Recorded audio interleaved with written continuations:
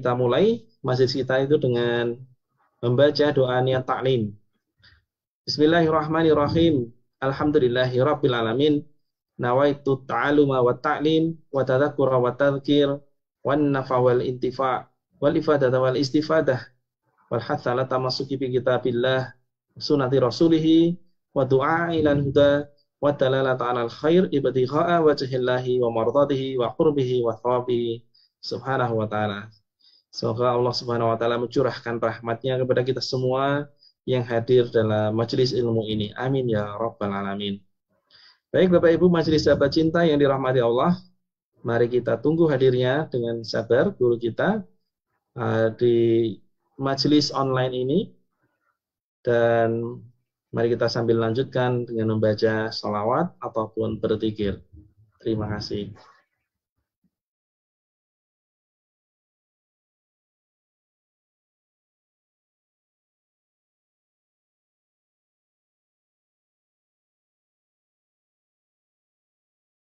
Ya Imam ar-Rusli ya sanadi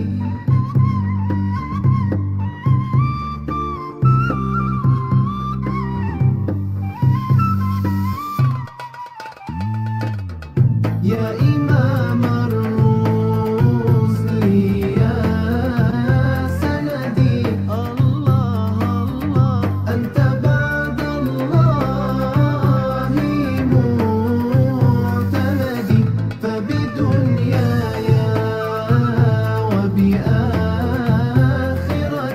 Allah Allah ya Rasulallahi khudh biyadi ma ra'at 'aynun wa laysa tara Allah Allah mithla taha fil wara bashara ma ra'at 'aynun wa laysa tara Allah Allah mithla taha fil wara bashara khairu man fawqa as-samaa'i sara Allah Allah tahirul akhlaqi wash-shiyami ya Imam ar-Rusli ya sanadi Allah Allah anta ba'dallahi mu'tamadi fabidunyaya wa biakhirati Allah Allah ya Rasulallahi khudh biyadi qasama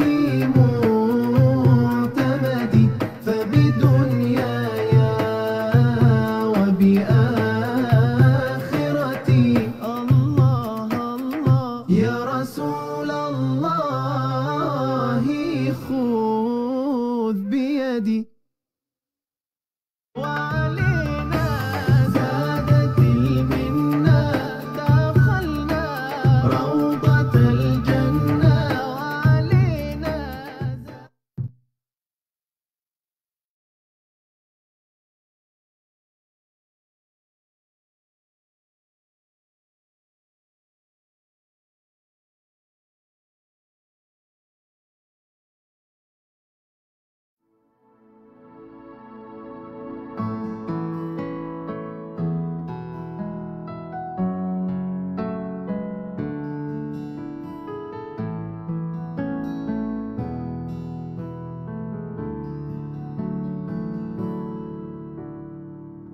Oh wahai jantung hatiku, jaga diri.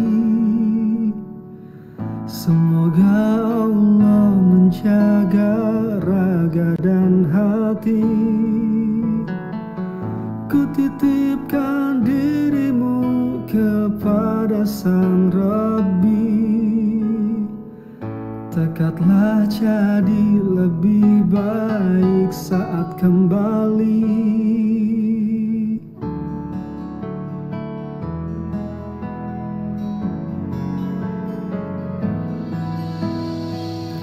Ya Allah idina sirotokal mustaqimah.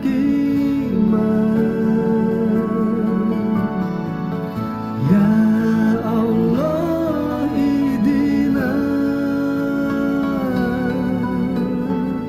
sirotokal mustaqimah.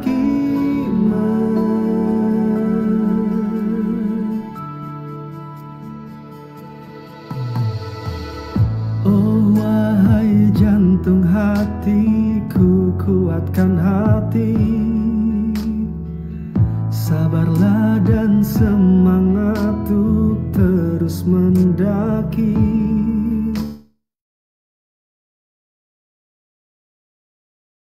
Kamu kembali dalam bahagia dan ridho Allah dan Nabi.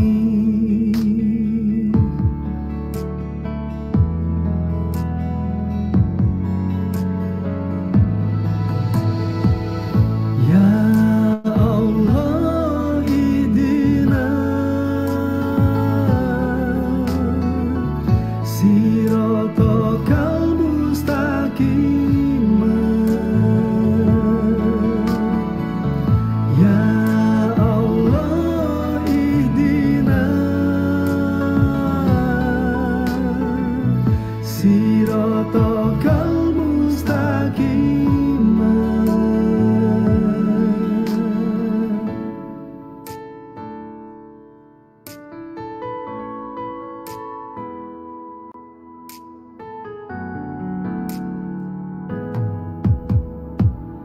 Oh wahai jantung hati.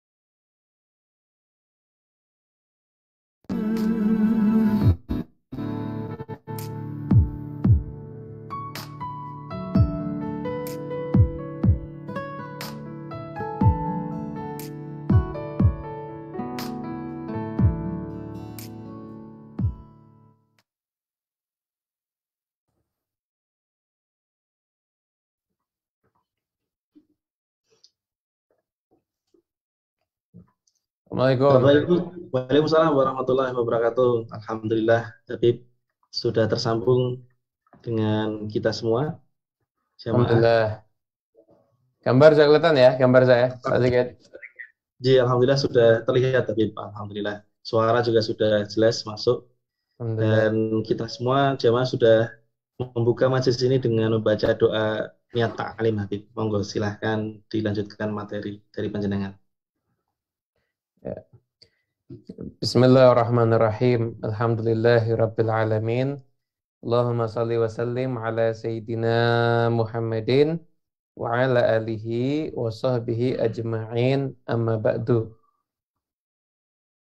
Kita melanjutkan lagi kajian sirah Nabi Muhammad sallallahu alaihi wa alihi wasallam. Pasca perang Uhud, kalau bisa kita buat satu kesimpulan, pasca perang Uhud itu terjadi pengkhianatan-pengkhianatan. Pertama, dikhianatinya 10 orang sahabat Nabi yang dibunuh. Kemudian setelah itu dijual, kemudian lalu dibunuh oleh orang Makkah, ya, lebih tepatnya begitu. Ada yang mereka bunuh sendiri karena nggak mau menyerah, ada yang melawan, kemudian akhirnya dibunuh, ada yang ditawan, kemudian itu dijual ke orang Makkah untuk dibunuh. Dan saya itu peristiwa itu yang pertama ada hari Roji, peristiwa hari Roji. Dan ada peristiwa Bi'r Ma'unah, sumur Ma'unah, ketika 70 orang sahabat spesial Rasulullah SAW yang dikenal mereka adalah pemuda yang ahli Quran. Gelarnya aja Qurra. Terbunuh juga. Satu yang berhasil lolos di tengah jalan bunuh orang lain. Ternyata itu salah orang yang dibunuh sama satu orang yang lolos ini. Dan setelah itu terjadilah peristiwa Bani Nadir. Setelah peristiwa Bani Nadir, maka setelah itu kemarin tempat kita ada selingan, yaitu kisah pernikahan Nabi Muhammad SAW dengan istri beliau Ummu Salamah dan juga dengan Zainab. Itu untuk selingan biar pembahasannya bukan pembahasan perang terus. Setelah itu sekarang kita lanjut kepada peperangan Ghazwatu Dzatir Riqa. Jadi perang Riqa itu artinya tambalan. Perang yang ada kenangan tambalan di situ. Nah, di sini ada beberapa alasan kenapa kok dinamakan Ghazwatu Dzatir Riqa. Sebagaimana yang di kitab Sirah Nabawiyah karya Syekh Ahmad Zini Dahlan disebutkan karena ketika itu bendera kaum muslimin itu ada yang ditambal. Sehingga kenangan tambalan bendera itu menjadikan nama peperangannya dikenali dengan Perang Dzatir Riqa. Gitu. Kemudian ada juga yang mengatakan ada pohon di tempat ini yang namanya Dzatur Riqa. Ada juga yang mengatakan karena daerah itu tuh ada bagian kelihatan gelap, ada yang hitam, ada yang putih dan sebagainya. Sampai kelihatan orangnya seperti dilihat kayak tambal-tambalan begitu loh. Intinya pokoknya ada hubungan-hubungan dengan tambal menambal, intinya begitu. Sampai akhirnya namanya Ghazwatu Dzatir Riqa. Kalau Syekh Ramadan Al-Buti, beliau menuliskan di kitab fikih sirahnya, yaitu Ghazwatu Dzatir Riqa ini terjadi kurang lebih 1,5 bulan setelah pengusiran Yahudi Bani Nadir. Menurut sebagian mayoritas pendapat ahli sejarah. Walaupun Imam Bukhari dan sebagian lainnya mengatakan perang Bani Nadir, perang Dzatir Riqa, perang yang ada kaitan dengan tambal menambal tadi ini terjadi setelah perang Khaybar. Walhasil masing-masing punya dalil sendiri. Gitu. Sekarang kita akan kaji apa sebabnya peperangan ini. Sebab peperangan ini itu karena orang-orang Arab Badui yang ada di wilayah Najd itu sudah menunjukkan permusuhannya kepada kaum muslimin. Sampai-sampai puncaknya adalah 70 orang Qurra yang dibunuh mati dan dikhianati oleh mereka. Pada ketika itu 70 orang qurra ini berada dalam jaminan aman. Itu. Di sisi yang lain, Nabi SAW juga mendengarkan ada namanya Bani Muharib dan Bani Tha'labah. Bani Muharib dan Bani Tha'labah itu keduanya mulai menyusun kekuatan untuk menyerang Rasulullah SAW. Jadi orang-orang Yahudi yang datang itu memang jumlahnya banyak sehingga mereka tinggal itu kayak terpisah-pisah begitu loh. Beda kayak misalkan orang Bani Nadir kan berkelompok di situ aja. Ini enggak terpisah-pisah begitu sehingga mau membasmi mereka itu tentunya bukan satu hal yang mudah karena terpencar-pencar. Itu. Akhirnya berangkatlah Rasulullah Shallallahu Alaihi Wasallam menuju daerah Najd tersebut. Gitu. Nah, sampainya di sana, di perjalanan itu, Abu Musa al-Ash'ari itu mengisahkan. Ini karena Abu Musa al-Ash'ari itu dikatakan masuk Islam itu agak akhir, jadi nggak mungkin ini perang Dhatir Riqa ini terjadi ketika setelah Bani Nadir atau sebelum perang Khandaq, nggak mungkin itu pasti setelah perang Khaybar. Alasannya begitu. Musa al-Ash'ari itu beliau mengatakan kami ini 6 orang itu gantian satu onta. Akhirnya sampai kakinya itu bahkan sampai luka, bahkan sampai kukunya itu terlepas. Saya itu kami menambal kaki kami dengan potongan-potongan kain. Nah, akhirnya dari kamu mengatakan karena peristiwa itu, karena kan ditambal gini. Namanya Ghazwatu Dhatir Riqa. Gitu.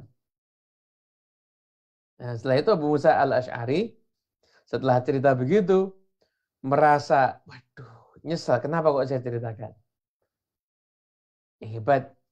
Nyesalnya kok cerita tuh karena apa sih sebetulnya? Nyesalnya kenapa kok cerita? Itu dikarenakan itu kan namanya amal. Amal soleh itu harusnya ditutupi, bukan dibanggakan. Bayangkan, sahabat Nabi SAW, beliau karena menceritakan amal soleh, karena menceritakan amal, dan ini kan kisah ini, nambal itu dianggap satu amal soleh, karena menyebarkannya beliau nyesel. Kenapa? Karena kepingin amalnya tuh nggak ada yang tahu. Yang tahu hanya Allah Subhanahu wa Ta'ala. Kita berapa banyak amal kita yang sengaja kita sebarkan? Beramal, setelah itu selfie, saya tuh nunggu. Yang like berapa, yang komen berapa. Gitu. Itu yang terjadi ketika perang Dhatir Riqa. Nah, sesampainya ada di sana, ternyata orang-orang itu tiba-tiba ketakutan yang luar biasa. Nah, memang Nabi SAW itu sudah pernah bersabda, nusirtu birru'bi masirata syahrin. Aku ini diberi pertolongan dengan rasa gentar, rasa takut di hati musuh-musuh jarak 1 bulan sebelum perang. Ketakutan semua ketika itu. Saya sampai ke sana, hilang semua, nggak ada. Mereka tuh nyebar pergi ke gunung-gunung itu sampai datangnya tempatnya nggak ada. Cuma ada perempuan-perempuan itu aja. Lainnya mereka semuanya menghilang. Tapi Nabi SAW itu tetap di situ Rasulullah. Terus itu ditunggu. Nah, tempat Nabi SAW tinggal di sana itu namanya daerah Nakhl. Daerah Nakhl ketika itu. Nah, ketika itu orang-orang itu kan ketakutan sehingga sembunyi. Namun mereka itu sebenarnya masih mengawasi dan Nabi SAW tahu itu. Akhirnya ketika saya pernah mendengarkan riwayat yang ada itu di kitab Nasha'ih Ad-Diniyah, Habibullah Haddad itu menyampaikan satu hadis tentang salatul khauf dan itu memang peristiwa ketika Ghazwatul Dhatir Riqa. Jadi ketika Nabi SAW itu para sahabat itu salat zuhur, maka mereka ketika itu orang-orang yang ada di sana bingung ini ngapain?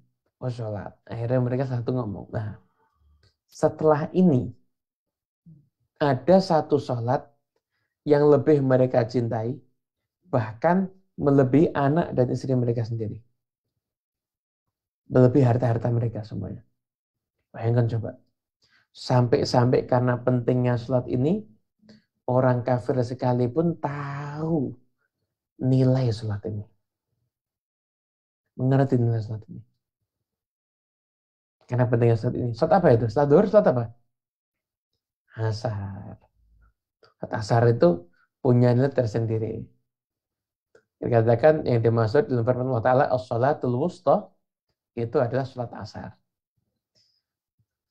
Jadi nanti kalau mereka pas salat asar, kalau kita serang, gempur, serbu, kita menang.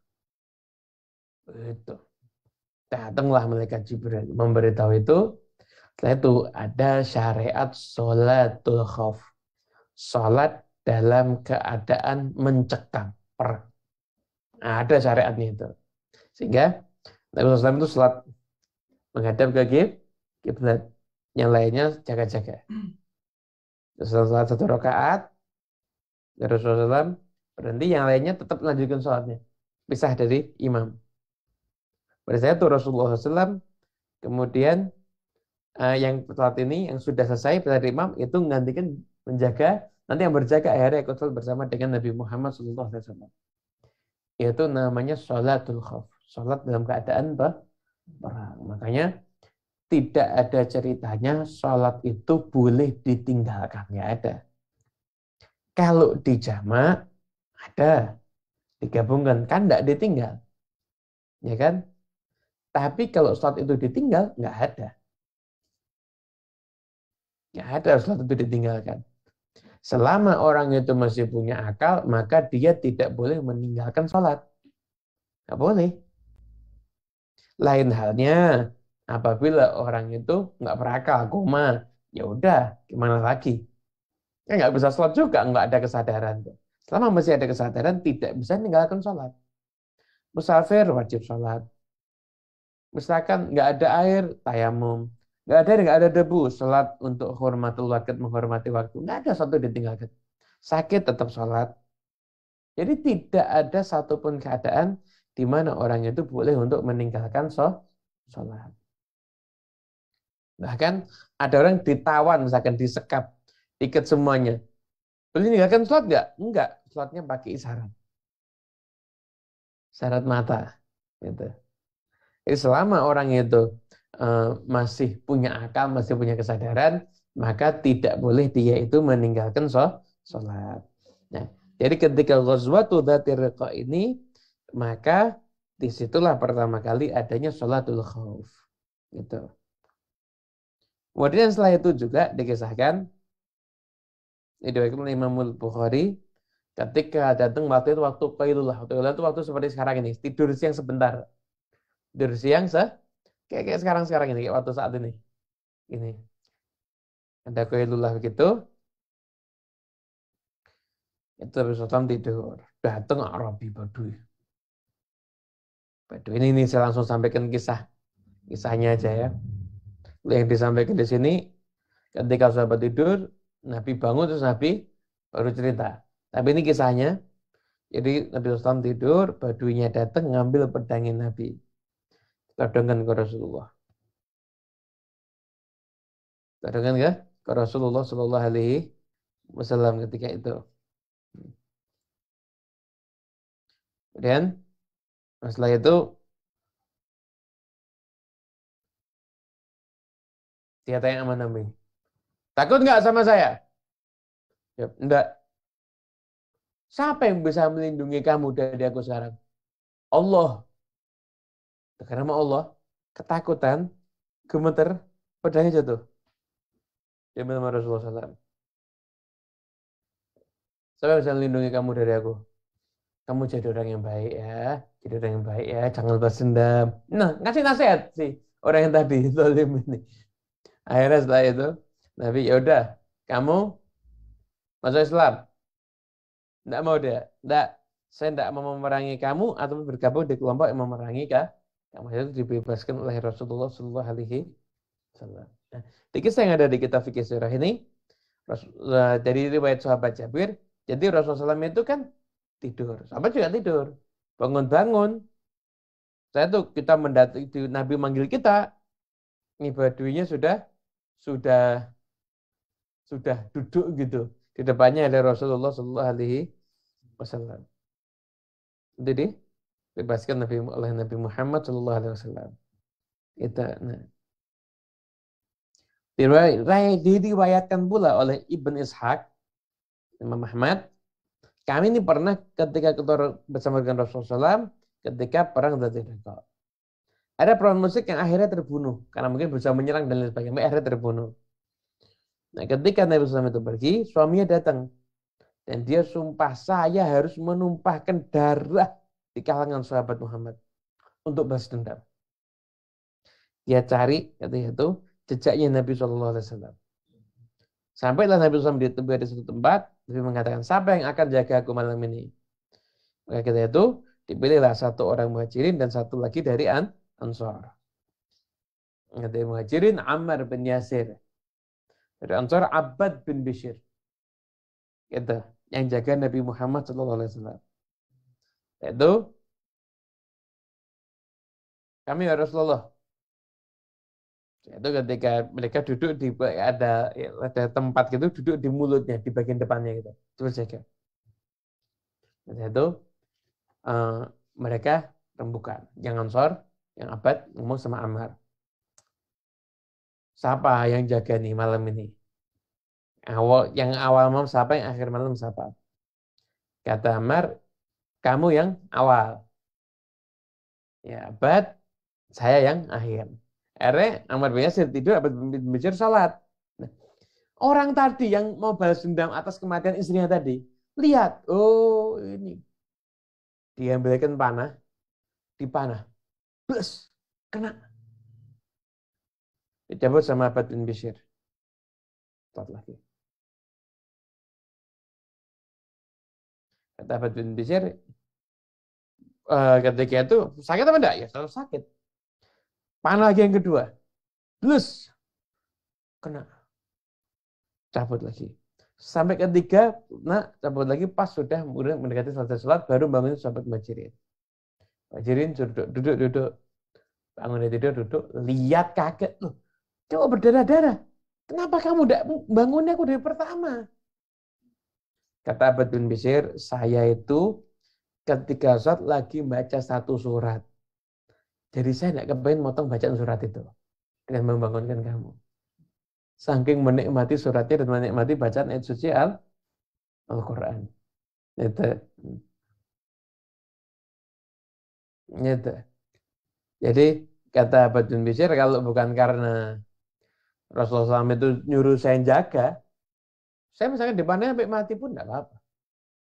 Tapi karena ini Nabi nyuruh saya jaga, saya berarti tetap harus sih hidup dan kamu mau tidak mau harus saya bangunkan. Gitu. Kata sahabat Abbad bin Bishr. Nah, ulama akhirnya terus mengkaji lagi dalam kisah yang sudah ada di depan saya di kitab surah yang sudah Ahmad Zahid Dahlan. Surat apa sih yang dibaca? Kok sampai Abbad bin Bishr dipanah itu nggak mau menghentikan baca surat? Yang dibaca adalah surat Al-Kahfi.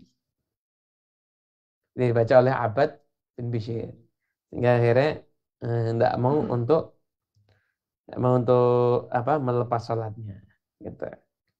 Dan saat itu juga terjadi peristiwa di dalam perang Dzatul Riqa, yaitu perang yang menceritakan Dzatul Riqa itu bendera yang ditambal atau namanya pokoknya ada hubungan dengan tambal menambal lah intinya.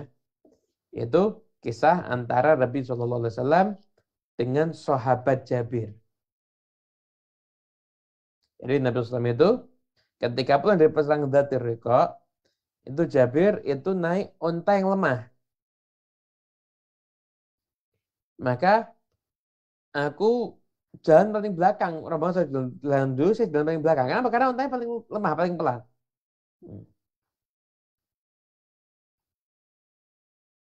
Kemudian setelah itu Rasulullah SAW akhirnya Nabi SAW itu perhatian ya. Ini Jabir ini jauh di belakang loh.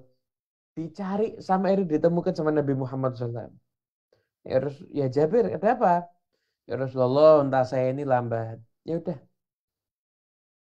Nabi SAW pinjam tongkatnya. Tongkatnya satu pegangan Nabi SAW. Nih, naik unta kamu lagi. Turun dari untanya, kasih ke tongkat Nabi, naik unta kamu lagi. Didoakan sama Rasulullah SAW ini pasnya. Naik langsung unta jalannya cepat. Langsung ini unta jalannya cepat. Ngebut jalannya. Ketika sudah dipegang Tongkatnya Jabir dia kan terus megang tongkat yang bekas dipegang sama Nabi itu ya. Ya itu akhirnya ngobrol-ngobrol dengan Nabi Muhammad SAW.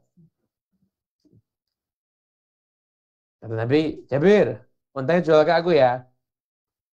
Ya Rasulullah, Jabir ini miskin banget, nggak punya apa-apa. Saya hadiahkan buat engkau ya Rasulullah. Nabi juga tidak mau haji mumpung. Wah, gratis, tidak mau gitu. Nggak kayak orang-orang zaman sekarang ya. Tapi enggak, jual aja. Jabir, ya udah terserah engkau ya Rasulullah, harganya berapa? 1 dirham. Ya, jangan ya Rasul. Terlalu murah itu. 2 dirham sampai akhirnya sampai 1 uqiyah. Berjumlah yang lumayan ya. Itu kata Jabir, Rasulullah, engkau ridho segitu? Ya ridho. Ya udah, ini buat engkau. Biasa saya terima. Tapi tetap dibagi sama Jabir untanya. Karena Jabir gak ada unta lagi lainnya. Tapi nanya sama Jabir. Jabir, sudah nikah? Insya Allah ya Rasulullah. Janda atau perawan nanti? Janda ya Rasul. Loh, kenapa enggak perawan? Perawan kan uh, tula ibuha wa tula ibuka. Kamu kan bisa bermain-main dengan dia. Bisa saling bermain dengan dia. Maksudnya masih lebih asik gitu loh. Daripada janda. Ketika itu kata Jabir, Rasulullah, saya kan wafat ketika perang Uhud. Punya 7 anak perempuan. Saya cari satu perempuan yang bisa dua-dua, bisa jadi istri, bisa jadi ngerawat adik-adik saya juga. Kalau perawan juga, kan akhirnya saya ngomong akhirnya. Akhirnya saya cari yang janda. Itu kata Nabi, betul kok ya Jabir. Nanti kalau kamu sampai rumah, nanti satu sampai daerah Syiror nama tempat, yaitu makan-makan. Ketika itu Nabi SAW akan ngasih kabar ke orang Madinah kalau Nabi itu sudah ada dekat. Nah itu Nabi goda Jabir. Nanti istrimu dengar kau disiapkan bantal-bantal ini nanti buat kau istirahat nanti. Kata Jabir, Rasulullah, saya tidak punya bantal di rumah. Nanti bakal ada insya Allah bantalnya. Kata Nabi begitu. Ketika sampai di daerah Suror, saya tuh makan. Setelah makan, itu baru berangkat ke kota Madinah. Jadi datangnya tuh tidak kayak mendadak gitu loh, sudah tahu. Jadi yang di rumah tuh bisanya nyambut dulu. Kata Jabir, terus saya sampai kota Madinah, besoknya saya bawa unta saya, itu saya taruh di depan pintunya Rasulullah SAW. Aku duduk di masjid nunggu.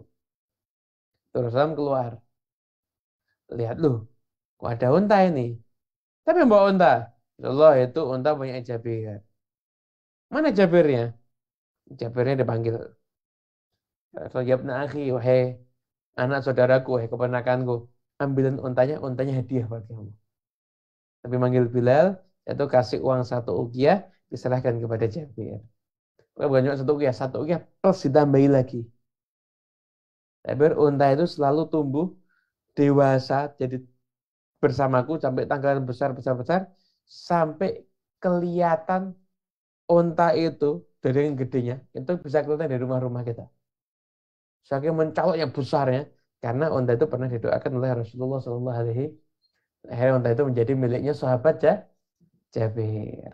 Itulah perang Dzatur Riqa'. Jadi akhirnya tetap dinamakan Ghazwah karena Nabi ikut. Sekalipun tidak ada peperangan di situ, tetap namanya adalah Ghazwah. Ghazwah itu Dzatur Riqa'. Nah, mungkin insya Allah nanti pertemuan berikutnya kita akan mengkaji pelajaran-pelajaran apa yang terjadi di dalam peperangan Dzatur Riqa'. Nah, biar kita bisa mengambil hikmah-hikmah yang terkandung di dalamnya. Nanti akan kita baca dari kitabnya Syekh Said Ramadan Al-Futi yang sudah saya pegang ini. Insya Allah di pertemuan yang akan datang. Wallahu a'lam bishawab.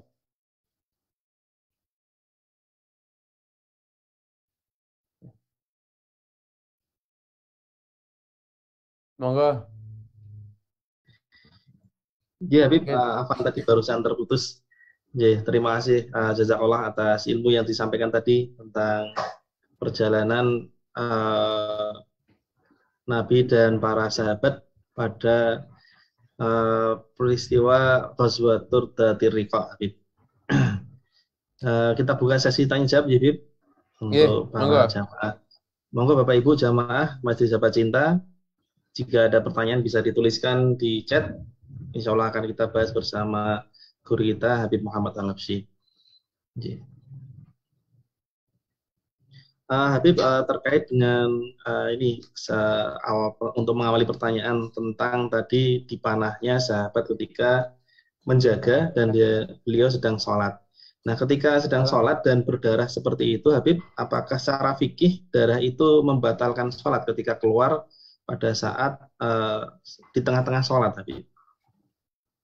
Ya, kalau jadi gini, darah itu termasuk salah satu yang dimakfu.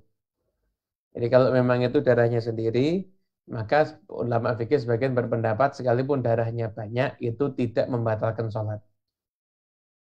Namun kalau itu darahnya orang lain, itu kalau sedikit itu baru dimakfu.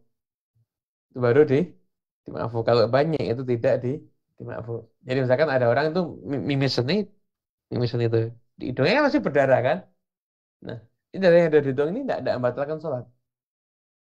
Kenapa? Karena darah itu termasuk sesuatu yang dimakfu. Gitu. Jadi baik, Habib. Terima kasih atas penjelasannya. Pertanyaan kedua, Habib, ketika tadi menyerang pasukan muslimin bersama Rasulullah SAW berangkat ke Najd, kemudian orang-orang di sana, orang Baduy itu takut, akhirnya bagaimana? Apakah terjadi peperangan bersenjata atau tidak akhirnya, Habib? Jadi gini, Pak Sigit, jadi ketika Ghazwatul Dzati Riqah itu tidak terjadi peperangan apapun juga. Kontak senjata tidak ada peperangan apapun juga. Nah, terus apa hikmahnya Nabi ke sana? Nah, setelah itu, setelah peristiwa itu, di kitab dari surah Ar-Rahiqul Mahtum, orang-orang Najd itu, terutama kelompok itu jadi ketakutan. Ya, mereka itu akhirnya tidak berani ganggu kaum muslimin lagi. Bahkan akhirnya pun nanti juga masuk Islam. Juga mereka akhirnya berbondong-bondong untuk masuk Islam. Jadi perang itu tetap mempunyai nilai positif. Jadi nilai untuk membangkitkan mental kaum muslimin ya. Karena kan ketika itu Nabi dengar kaum muslimin ini mau dikeroyok sama mereka, mau diserang. Mereka itu jumlahnya banyak dan Baduy semuanya. Memang orang-orang jago perang. Ketika datangnya Rasulullah mereka ketakutan dan mereka tidak pernah ganggu kaum muslimin lagi. Itu ada menguntungkan banyak hal terutama dalam urusan dakwah tentang untuk menjaga stabilitas kota Madinah. Ketika itu. Ya, baik, Habib. Dan apakah pasukan kaum muslimin waktu itu juga merampas harta yang ada di situ sebagai fai atau tidak, Habib? Nah, kayaknya tidak ada begitu banyak harta yang dibawa sih dalam peristiwa itu. Ya, baik. Ini orang-orang pedalaman semuanya. Tidak punya banyak harta-harta, memang tidak ada. Ya. Kalau daerah Najd itu sekarang menjadi daerah apa namanya, Habib? Di Arab. Kota Riyadh itu. Jadi Arab itu ada dua, ada Hijaz, ada Najd. Ada Hijaz, ada Najd. Hijaz itu Mekah, Madinah, Jeddah itu Hijaz. Najd beda lagi. Nah, Najd ini itu ada isyarah tempat fitnah. Tempat fitnah. Najd itu. Kenapa? Karena Nabi palsu kita itu muncul pada kali dari Najd. Dulu dari Najd. Ustaz Ahmad Zaini Dahlan juga mengatakan Najd itu jadi tempat fitnah karena juga munculnya sekelompok orang yang akhirnya melakukan banyak pembunuhan ketika suatu ulama bahkan banyak pembunuhan di Jazirah Arab di zaman Ustaz Ahmad Zaini Dahlan dengan mengatasnamakan karena menuduh orang-orang tersebut ada pelaku kesyirikan. Pelaku kesyirikan. Saya nanti muncul fatwa pergi untuk ziarah makam Nabi hukumnya haram dan lain sebagainya. Tawasul hukumnya haram itu juga asal mulanya fatwa itu berasal dari daerah Najd juga. Saya tambah Dahlan, jadi bukan hanya Najd itu bawa fitnah di zaman Nabi dengan ada Nabi palsu, tapi juga sampai sekarang ini pun juga Najd itu membawa fitnah juga. Kurang lebih begitu. Ya, baik, Habib. Berikutnya, Habib, ada pertanyaan yang masuk di Zoom. Ini kalau daerah nyamuk bagaimana, Habib? Misalnya kita memukul nyamuk yang sudah penuh perutnya dengan darah, sedangkan posisi kita itu sudah ada wudhu mau sholat. Hmm. Apakah itu mafu atau harus mencucinya, membersihkan dari najis? Ya, ini kalau jadi bagaimana hukumnya darah nyamuk? Misalkan ada seseorang yang sholat dan ada nyamuk ditepuk. Apakah sholatnya batal atau tidak? Nah, jadi jangan fokus pembahasan darah sebetulnya. Bangkai nyamuknya ini kan pasti najis. Jadi kalau ada orang sholat kemudian satu nempuk nyamuk dan nyamuknya itu mati di anggota badannya, maka bisa dipastikan sholatnya itu adalah batal. Itu kenapa? Karena sholat dengan membawa bangkai dan bangkai itu hukumnya najis. Itu. Jadi sholatnya harus diulangi lagi itu, dibatalkan nanti sholat lagi. Gitu. Ji. Baik, Habib. Terima kasih atas penjelasannya. Pertanyaan berikutnya, Habib. Assalamualaikum warahmatullahi wabarakatuh. Izin bertanya di luar tema, Habib. Keluarga saya itu dari kakek itu NU dan dari nenek itu Muhammadiyah. Terus Komplit. kita selalu terjadi kesalahpahaman. Mungkin berbeda pendapat mungkin itu maksud. Nah, yang saya tanyakan adalah kalau saya sholat Id atau sholat Idul Adha di masjid nenek yang Muhammadiyah itu bagaimana? Boleh tidak, Habib? Syukran. Kalau sholat idnya di sana itu baca Fatihah, terus berdiri, ruku, tidak, sujud, duduk, sama kayak kita, tidak ada masalah. Tidak ada masalah. Jadi hubungan kita dengan orang yang berbeda akidah itu selama dengan akidahnya kita tidak mengufurkan mereka, maka berjamaah dengan mereka sholat itu hukumnya boleh-boleh aja. Nah, permasalahan akidah itu yang kita katakan ini sudah kufur seperti dia punya nabi setelah Nabi Muhammad SAW. Kan kita mengatakan ini kufur udah. Ngaku ada nabi setelah Nabi Muhammad kok. Nah, kalau seperti itu nggak boleh kita sholat berjamaah dengan dia. Tapi sama cuma perbedaan kecil, sekalipun beda aliran, beda akidah, tetap boleh berjamaah, nggak ada masalah. Gitu. Baik, Habib. Terima kasih penjelasannya. Pertanyaan berikutnya, Habib, masih di luar tema. Assalamualaikum warahmatullahi wabarakatuh. Bagaimana cara mandi wajib ketika ada bagian salah satu anggota badan itu yang tidak boleh terkena air karena pasca operasi? Mohon penjelasannya. Syukran, Habib. Oke. Mandi besar itu hukumnya adalah wajib. Ketika orang yang berhadas besar, dia ingin melaksanakan suatu ibadah. Lalu bagaimana caranya mandi besar ketika ada bagian yang tidak bisa terkena air karena bekas luka, operasi, dan lain sebagainya? Maka caranya adalah tetap mandi besar sebagaimana biasa. Dua syarat harus terpenuhi. Yang pertama niat, yang kedua mengalirkan air ke seluruh tubuh. Hanya saja bagian yang nggak terkena air itu dilewati, nanti bagian yang nggak terkena air tersebut diganti dengan tayamum. Tentunya setelah dikeringkan dulu ya, keringkan wajahnya dan tangannya, yaitu tayamum, tangan yang berdebu dan dia bertayamum wajah, tangan dibasuh, sudah selesai. Gitu.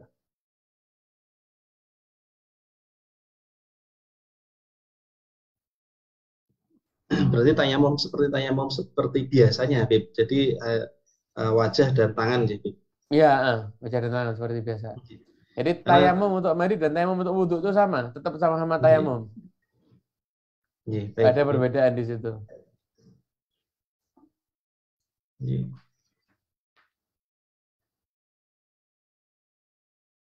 Pertanyaan sudah semua dibacakan, Habib. Tidak ada lagi yang bertanya. Mungkin ada lagi apa? Yang di luar tema juga boleh, teman-teman mau ada pertanyaan.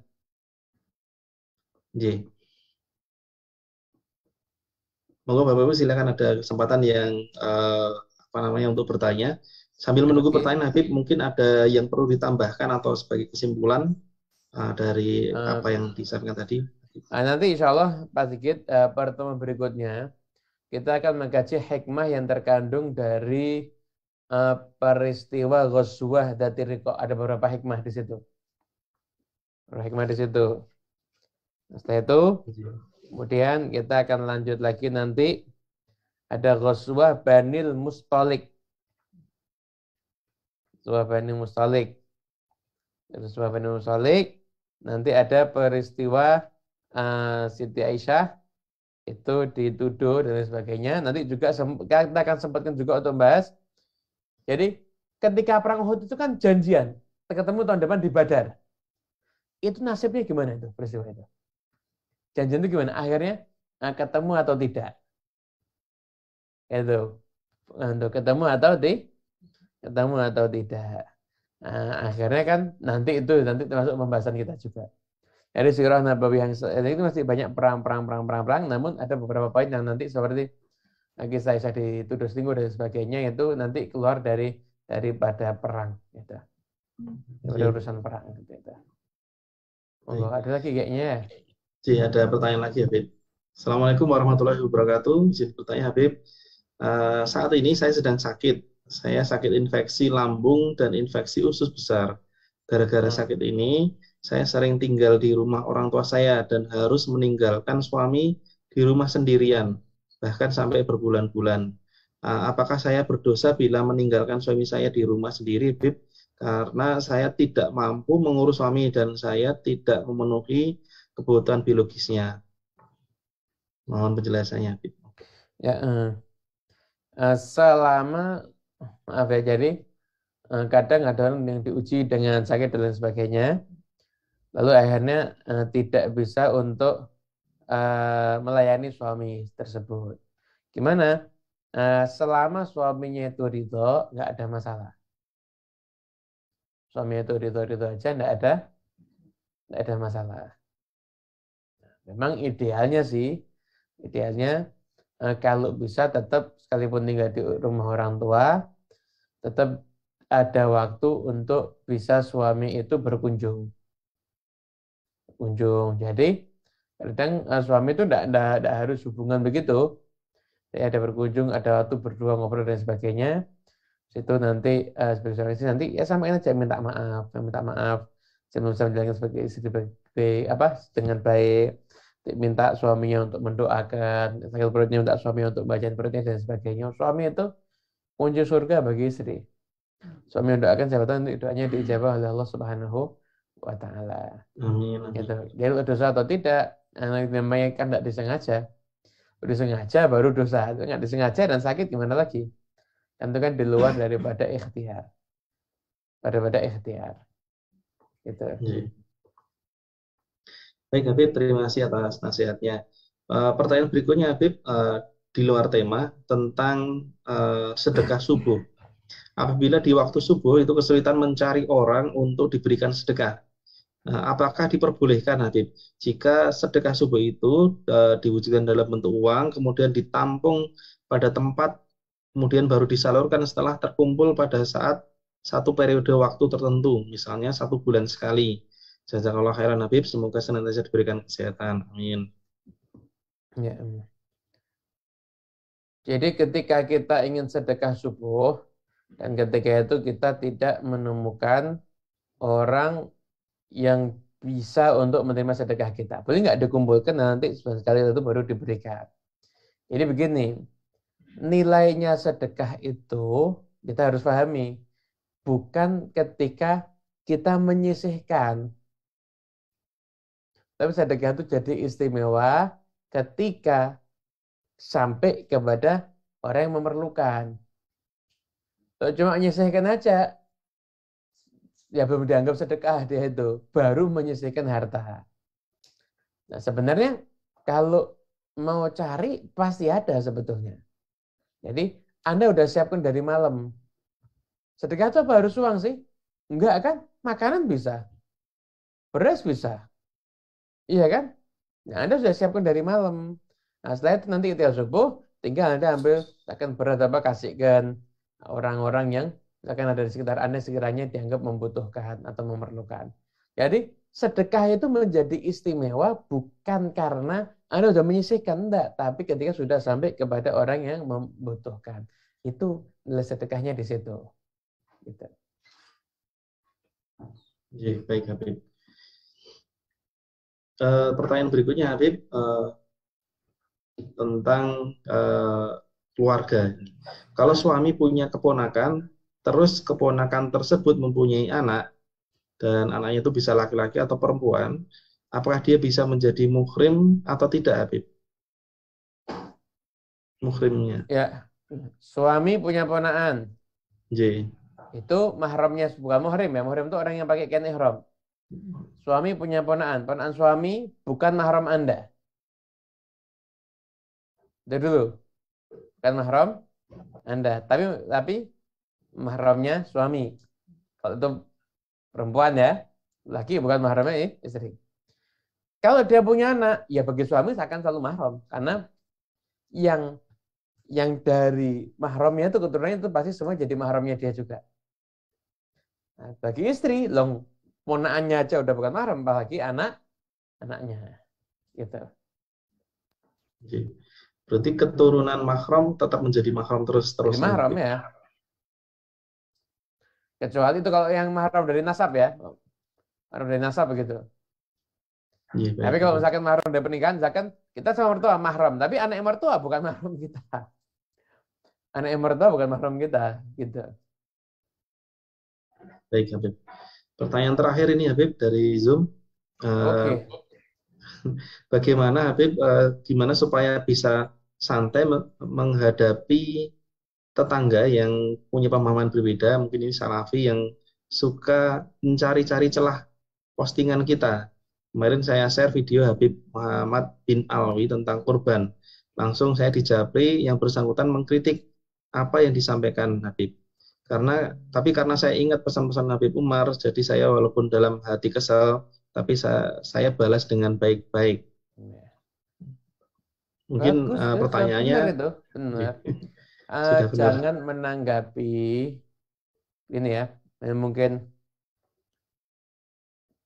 nasihat di dalam kita bermedsos. Jangan suka terpancing untuk menanggapi perdebatan. Nah, kita itu kalau ada orang nggak sependapat dengan kita lihat kalau memang orang ini tidak sependapat itu memang dia nggak ngerti, sehingga tidak sependapatnya itu karena memang nggak paham. Dan kita punya kemampuan untuk ngasih tahu ke dia, nggak apa-apa kasih tahu. Tapi kalau memang nggak sependapatnya karena udah apapun dari kita tuh pasti nggak akan diterima sama dia, nggak usah dilayani.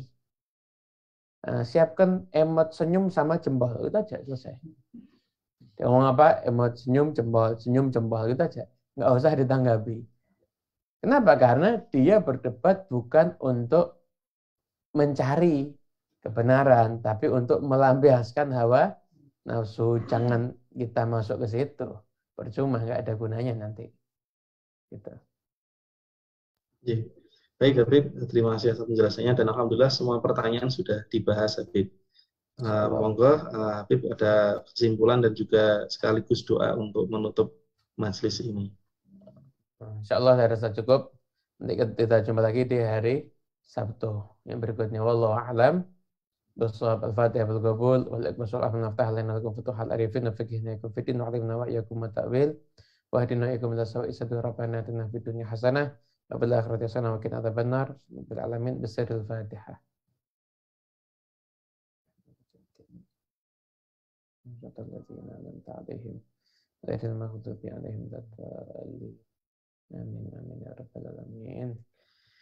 Baik, sekali lagi jazakallah khairan Habib atas ilmu yang disampaikan, dan ini semoga menjadi bekal kita untuk semakin mencintai Rasulullah dan bisa menjadikan beliau teladan terbaik untuk kita semua. Amin ya rabbal alamin.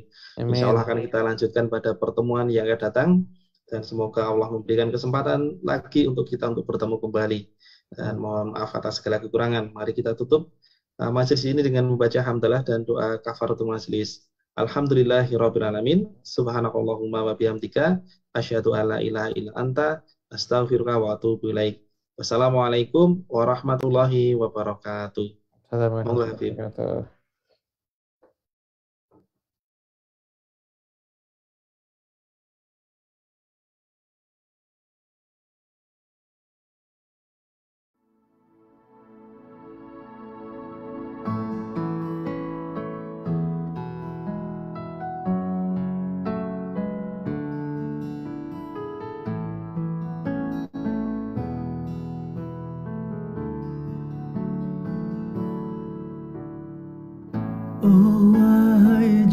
jantung hatiku jaga diri. Semoga Allah menjaga raga dan hati. Ku titipkan dirimu kepada Sang Rabbi. Tekadlah jadi lebih baik saat kembali.